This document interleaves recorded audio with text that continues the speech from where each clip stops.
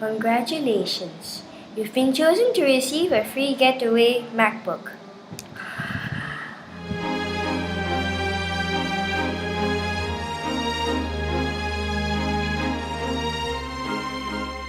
First things first, I'd like to actually highlight the explosive growth of social media, and of course with the iPad, iPhone, and electronic gadgets, smart devices that are readily and easily accessible by children even as young as 15 to 18 months old. And so it's definitely transforming the lives of our children at home and even in school. You'll find that nowadays children, young children especially, are now migrating online and even know how to select a video from YouTube of their own preference. Wouldn't be surprised if an 18-month-old child even knows how to download apps on their parents' electronic gadgets.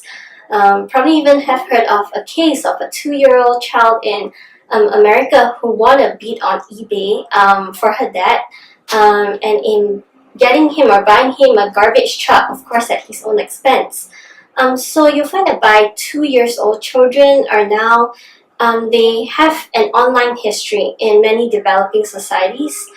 And so given the impact of heavy media and technology use, of course, it influences children's emotional, social, and cognitive development.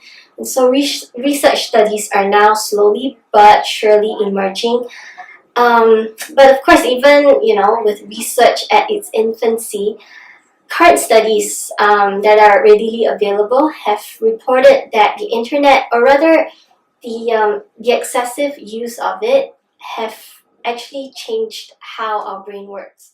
So the excessive use of internet, as studies have now shown, it has changed how our brain works. So of course, with the excessive use of internet, it's often linked to limited attention span, poor or lower comprehension, and poor focus in classrooms and at schools, greater risk for depression, especially among adolescents and teenagers, and of course, diminished long-term memory. So in our generation, the term ADHD is no longer foreign to many of us. It's very prevalent, especially in developing countries. But the reason, or rather the stem of ADHD, often comes as a label to children who seem to be hyperactive, who seem to be restless in classrooms. But in fact, looking at these children, they're often, just they have a lack of stimulation, and that's why they often get bored easily, and therefore they look for other things to occupy themselves with. That's because children are now more visually dependent. They require visual stimulation or all kinds of stimulation to keep them focused, whether to focus on a task or even learning in the classroom. And so you find that this is often the result of children being exposed to too much use of the media, internet, TV, and some parents actually think that it's an easy. They find it as rather an easy way out, especially with dual income parents, dual working parents, who are busy with work. And often don't have enough time to spend time with their children. So by having them having their children get occupied with things that they can learn from online or on TV, these children then would grow to be dependent on such stimulation, and without without this stimulation given to just children, then they become restless, they become bored, and they just want something else to do in an instant. Right. I think I always believe that any kind of stimulation is very good for a child, right? So they need to be exposed to sounds, to sights, to taste, and all sorts of things for them to develop well.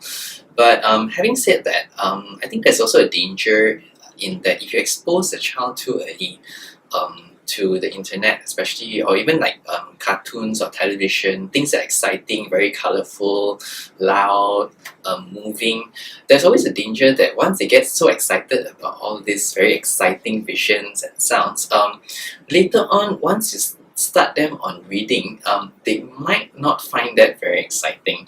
And it's always my belief that children who love to read were not exposed earlier on, or were not exposed too early to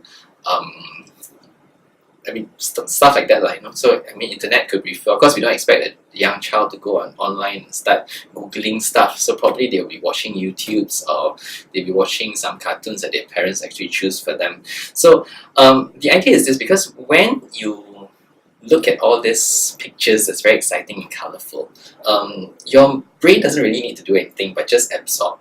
Then later on, when you start to read, it's a very new thing altogether, and there's a lot of different senses involved. Like, for example, there is no moving words. Okay, it's very stationary, it's black and white, it's kind of dull, and some kids might not find that as exciting as watching animated stuff. And also, when you read, you require a little bit more imagination, and kids who are so used to absorbing stuff from TV, who don't require much thinking, might not be able to develop this sense of creativity that much.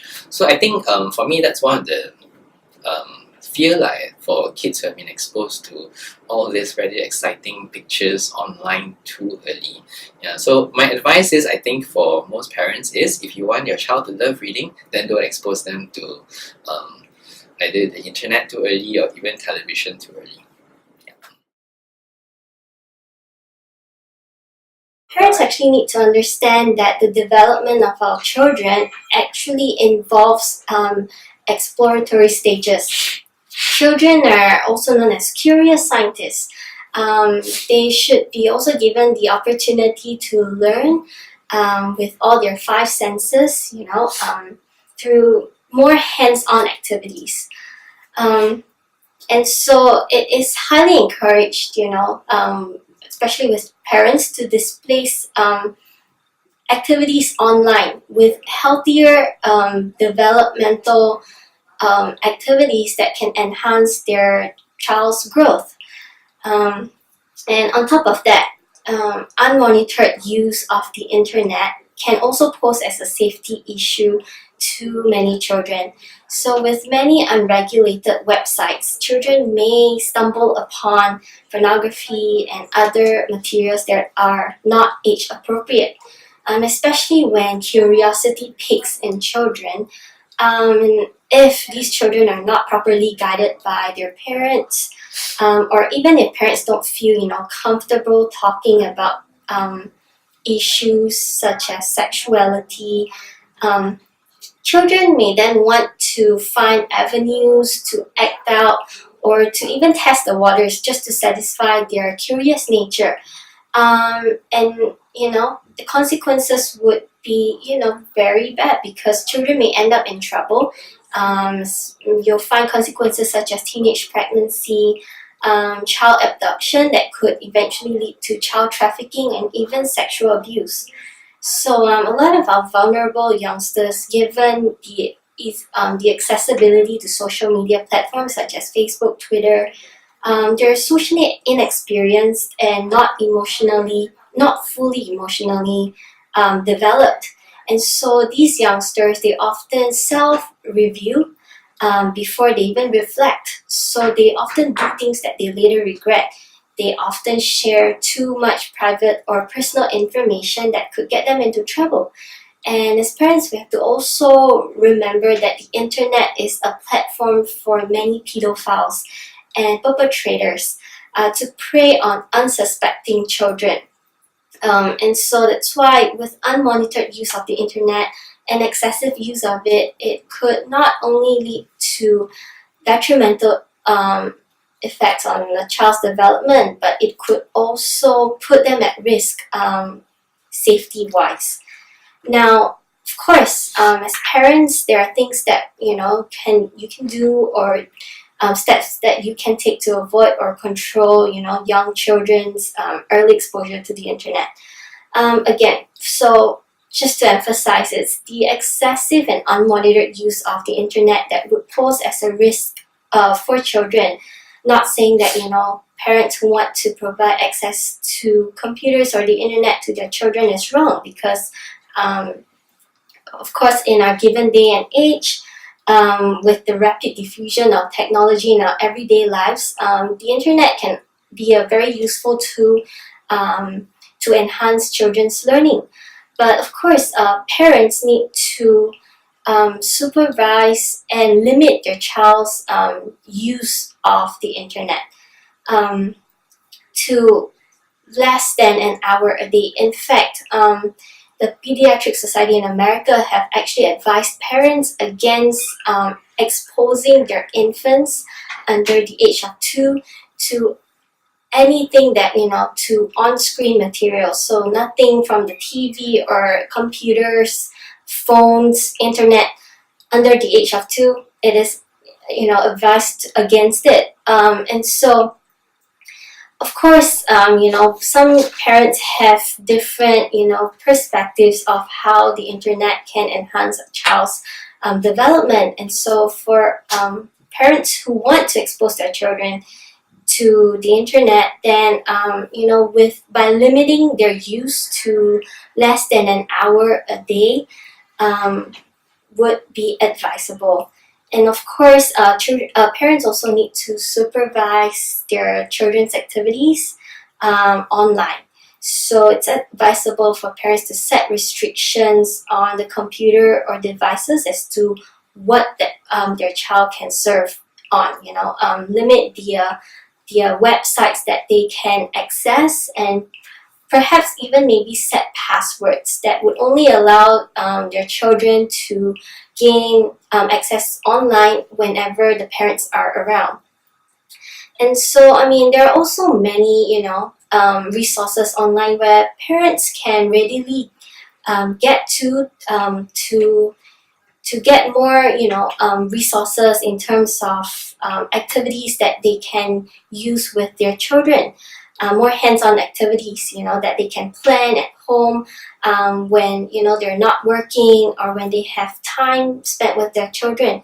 And so, since the internet, since we're on this topic, it's really rich with resources that parents can actually take advantage of in looking for other resources to enhance our child's learning.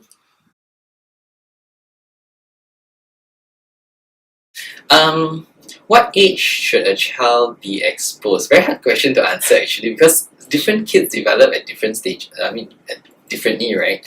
But generally, I think that the early exposure should be very controlled. I think there is no too young lah. I would say, for me, I think once it starts preschool, that should be okay.